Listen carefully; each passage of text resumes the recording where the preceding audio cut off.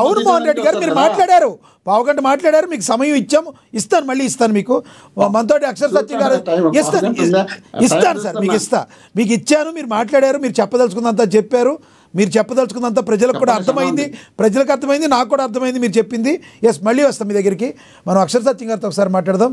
అక్షర సత్యం గారు నమస్తే అండి. అక్షర సత్యం గారు ఏమంటారు, మీరు మొత్తం వినుంటారు సార్. మన బివి మోహన్ రెడ్డి గారు చెప్పిన మాటలతో మొట్టమొదటిగా ఏకీపిస్తున్నాను సార్. ఆయన వ్యతిరేకిస్తాను బాధపడతారు కదా. ఆయన అన్నది ఏంటంటే పెద్దిరెడ్డి గారికి విలువలు విశ్వసనీయత ఉన్న నాయకుడు అని, ఆయన అనేక ఆస్తులు ఉన్నాయి, ఇది 70 ఎకరాలు పెద్ద లెక్క ఏంటి అని అంటున్నారు కదా. నిజంగా నేను ఏకీపిస్తున్నాను, విలువలు విశ్వసనీయత ఉన్న నాయకుడే అని అనుకుందాం. మరి విలువలు విశ్వసనీయత ఉన్న నాయకుడు అయ్యి ఉండి అంత ఆస్తులు ఉన్న వ్యక్తి అయితే ఆ 30 ఎకరాలు వెంటనే హ్యాండ్ ఓవర్ చేసేయచ్చు కదండి గవర్నమెంట్ కి. అలాగే 74 ఎకరాలు కూడా అనేక ఎకరాల ఆస్తులు ఉన్న వ్యక్తి ఒక 74 ఎకరాలు రాష్ట్ర ప్రజల కోసం, ఫారెస్ట్ మధ్యలో ఉంది. అది ఎలాగొచ్చిందన్న తర్వాత చూద్దాం. రాష్ట్ర ప్రజలకి, రాష్ట్ర ప్రభుత్వానికి 74 ఎకరాలు రాసి ఇచ్చి కదండి. పవన్ కళ్యాణ్ పక్కన పెట్టండి, ఇవాళ ఉంటాడు, రేపు పోతాడు. మీకు విలువలు విశ్వసనీయత ఉన్న పార్టీ ప్లస్ విశ్వసనీయత ఉన్న నాయకుడు కదా, దాని గురించి ఇంత రాద్దాంత అవసరమా? రెండోది, పవన్ కళ్యాణ్ గారు హెలికాప్టర్ లో తిరగడం సరదా కాబట్టి కుంకి ఎన్నికలు చూడటం కోసం వెళ్ళాడు, చేతిలో కెమెరా ఉంది కాబట్టి రికార్డ్ చేశాడు, అందులో భాగంగా అంటున్నారు. నాకు మరి మనం మోహన్ రెడ్డి గారికి అంత తెలియదు, కానీ నాకు తెలిసినంత వరకు కొన్ని నెలల క్రితం ఈటీవీలోనే, ఈనాడులోనే, ఇందులోనే వచ్చింది పెద్దిరెడ్డి ల్యాండ్ స్కామ్ అని. అది వచ్చిన మరుసటి రోజున ఆయన విచారణకు ఆదేశించాడు. ఆర్టీఓ గారితో కమిషన్ రిపోర్ట్ కూడా ఇచ్చారు. ఇది నిన్న వచ్చింది కాదు, కొన్ని నెలల క్రితం నుంచి జరుగుతున్న ప్రాసెస్ ఇది. అయినా ఇంకొక మాట కూడా అన్నారు మోహన్ రెడ్డి గారు. ఏంటంటే పవన్ కళ్యాణ్ గారు 2024 డిప్యూటీ సీఎం అయ్యాడు, ఇవాళ ఏదో మేము ఆక్యుపై చేసేసాం అంటాడు. మేము 1961 నుంచి కూడా ఈ పట్టా భూమి కింద ఉన్నారే. 2000 సంవత్సరంలో మా చంద్రబాబు నాయుడు గారు, మన చంద్రబాబు నాయుడు గారు సీఎం గా రిజిస్టర్ చేసాము అని అంటున్నారు కదా. అంటే వీళ్ళు అనేది ఏంటంటే, ఈ కెమెరాలో మా నీలం సంజీవరెడ్డి గారి దగ్గర నుంచి, మా కాసు కృష్ణారెడ్డి గారి దగ్గర నుంచి, మా చెన్నారెడ్డి గారు, మా కోట్ల విజయభాస్కర్ రెడ్డి గారు, మా నేదురుమల జనార్దన్ రెడ్డి గారు, మా ఎన్టీ రామారావు గారు, మా చంద్రబాబు నాయుడు గారు, మా రాజశేఖర రెడ్డి గారు, మా జగన్మోహన్ రెడ్డి గారు, వీళ్ళందరి దగ్గర కెమెరాలు ఉన్నాయి, హెలికాప్టర్లు ఉన్నాయి, చట్టం ఉంది, రెవెన్యూ డిపార్ట్మెంట్ ఉంది. ఎవడో చూడడం దానికి పవన్ కళ్యాణ్ ఎందుకు చూశాడు అనే బాధతోట అంటున్నారా? లేకపోతే నువ్వు పవన్ కళ్యాణ్ ఎవరు మాది ఆక్యుపై చేసిన ముందు బయట పెట్టడానికి మేము చూసుకుంటామని అంటున్నారా? లేదా అలా అంటానికి కూటమి ప్రభుత్వం ఈ నాయకులు ఏమైనా ఆస్కారం ఇస్తున్నారా? ఎందుకంటే ఇప్పుడు మన సోదరులు అజయ్ గారు అనుకుంటా తెలుగుదేశం అధికారులపై చక్కటి ప్రశ్న చేశారు.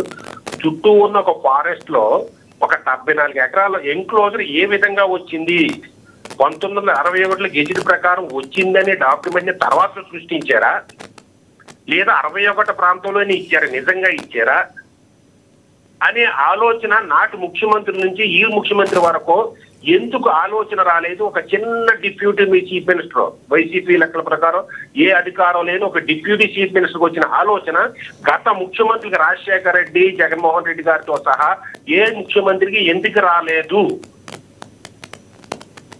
చంద్రబాబు నాయుడు గారి టైంలో రిజిస్ట్రేషన్ అయితే ఇదే తెలుగుదేశం ప్రభుత్వం ఎందుకు అడ్డు పెట్టలేదు, ఎందుకు క్లీన్ చీట్ ఇచ్చింది?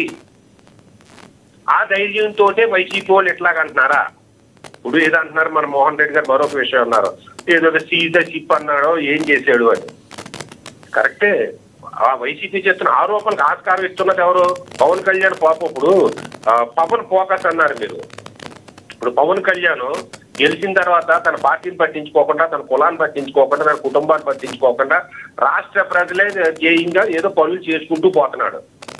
కానీ గెలిపించిన మిత్రపక్షం మాత్రం పవన్ కళ్యాణ్ చేస్తున్న ఆరోపణల మీద ఏమైనా శ్రద్ధ చూపెడుతుందా, లేదా తన వారసుని ఎంచుకోవడంలో, లేదా వారసుని ఎలివేట్ చేసుకోవడం నిమగ్నమై ఉందా?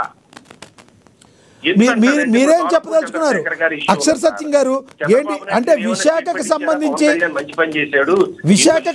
ఇంకోటి కూడా అన్నారు, కానీ రైస్ ని సీజ్ చేసాము, ఇన్ని కోట్ల రైస్ వచ్చింది, పవన్ కళ్యాణ్ విజయం సాధించాడని చంద్రబాబు నాయుడు గారు కానీ తెలుగుదేశం ప్రభుత్వం కానీ ఏ రోజైనా స్టేట్మెంట్ ఇచ్చిందా?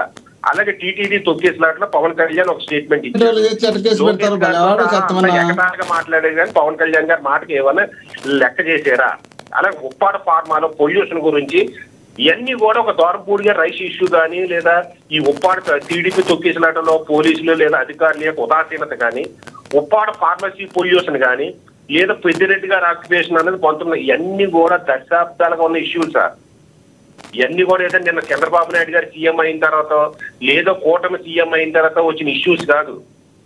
33-34 దశాబ్దాల క్రితం ఉన్న ఇష్యూస్ ని ఏ ముఖ్యమంత్రి లేపలేని ఇష్యూస్ ని పవన్ కళ్యాణ్ అని ఒక డిప్యూటీ సీఎం ఒక అటవీ శాఖ మంత్రి లేపాడు.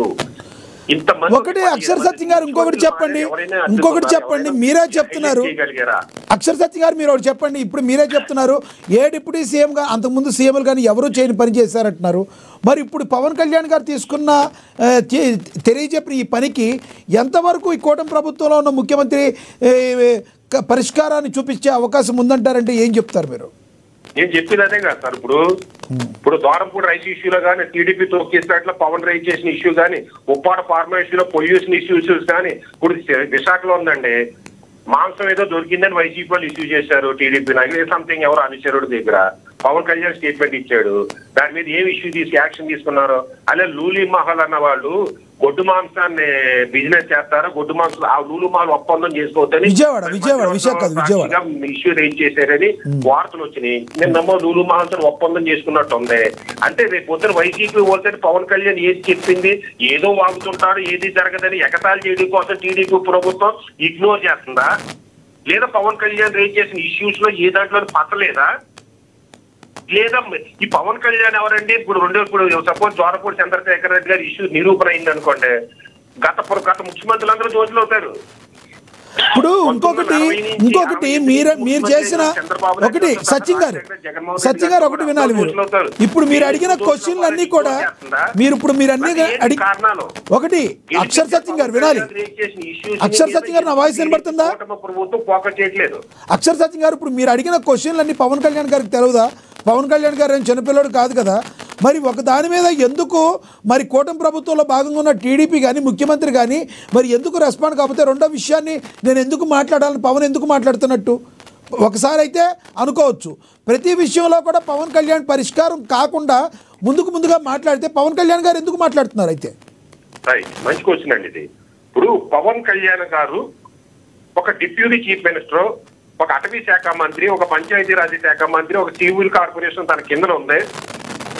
యాక్షన్ క్లోజ్ అవుతుందా లేదా అన్నది అతని ఇష్యూ కాదండి. క్లోజ్ చేయాల్సిన బాధ్యత, క్లోజ్ చేయడానికి సహకరించాల్సిన బాధ్యత యావత్తు కూటమి ప్రభుత్వానికి, ముఖ్యమంత్రి గారికి, 175 మంది ఎమ్మెల్యేలకి, మంత్రివర్గానికి అందరికీ బాధ్యత ఉందండి. ఒక పవన్ కళ్యాణ్కే కాదండి. రైట్. కానీ పవన్ కళ్యాణ్ ఒక చీఫ్, అలాగే చంద్రబాబు నాయుడు గారికి అనేక ఆబ్లిగేషన్స్ ఉంటాయండి. చంద్రబాబు నాయుడు గారు అంటే ఒక ముఖ్యమంత్రి గారికి అండి. ఆయన యాక్షన్ తీసుకోకపోవడం కూడా అనేక లీగల్ ఇష్యూస్ ఉండొచ్చు. పవన్ కళ్యాణ్ గారికి తెలియని ఇష్యూస్, నీకు నాకు తెలియని ఇష్యూస్. చంద్రబాబు నాయుడు గారు యాక్షన్ తీసుకోవట్లేదు కదా, పవన్ కళ్యాణ్ గారు మౌనం వహిస్తే పవన్ కళ్యాణ్ గారు తప్పు చేస్తున్నట్టండి. పవన్ కళ్యాణ్ గారు 7 దశాబ్దాలుగా లేదా 4 దశాబ్దాలుగా 7 ఇష్యూస్ అన్ని కూడా రేపుతున్నప్పుడు బియ్యం అనేది మీరు ఇస్తున్నారు రైతులకి, పేదవాళ్ళ పేరుతో బియ్యం ఇస్తున్నారు కానీ ఎలా ఎక్స్పోర్ట్ చేసేస్తున్నారు అనే ఇష్యూని రైజ్ చేశాడు. అది దశాబ్దాల పాటు నలుగుతుంది ఆ ఇష్యూని. అతను ధర్మం నిర్వర్తించాడు. దాని కూటమి ప్రభుత్వం ఎలా నెరవేర్చింది, వైసీపీ ఎక్సాల్ చేయడానికి కారణం ఏంటి అన్నది వేరే డిబేట్ అండి. రైట్. అలాగే ఉప్పాడు పొల్యూషన్ ఇష్యూ అండి 2004 నుంచి నడుస్తుంది. ఎస్సీజెడ్ ఇష్యూ రాజశేఖర్ గారి దగ్గర నుంచి. అలాగే పెద్దిరెడ్డి గారి ల్యాండ్ పో ఇష్యూ 1968 నుంచి నడుస్తుంది. ఈ ప్రభుత్వాల మధ్యన ఇంతమంది ముఖ్యమంత్రులు ఉండగా ఎందుకు హైలైట్ చేయలేకపోయారు? ప్రభుత్వ స్థలాలనే లేదా ప్రభుత్వ పొలాలనే పదవులు ఉన్న వాళ్ళు లేదా